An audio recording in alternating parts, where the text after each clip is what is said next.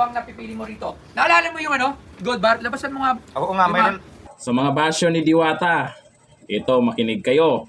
Binigyan siya ng gold Sana all. ni Boss Toyo. Naku, mayroon na namang magrereklamo dyan. Maraming mahihirap. Dapat yun ang bigyan. O sa mga magsasabing ganyan, makinig kayo sa sinabi ni Boss Toyo. Oh, may gold bar, mayroon gold na piso-piso. Ayan. Mga pangpaswerte. Ayan, so Jackson nag-gold. Ito hindi to tulong kay Diwata. Lucky charm lang to. Regalo to. Bigay lang to. Magkano lang to. Oh, Hindi. alam nyo na.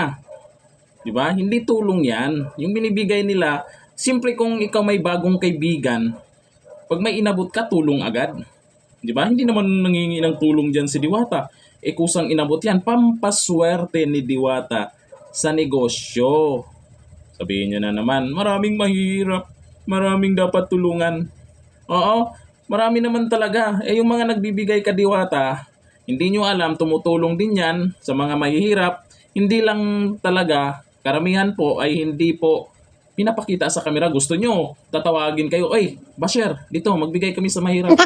Kailangan pa bang ipaalam sa inyo? Oh, ulitin ko, ang ginawa nila Boss Toyo ay hindi tulong. Kung hindi, yung mga inaabot dyan, pampaswerte lamang.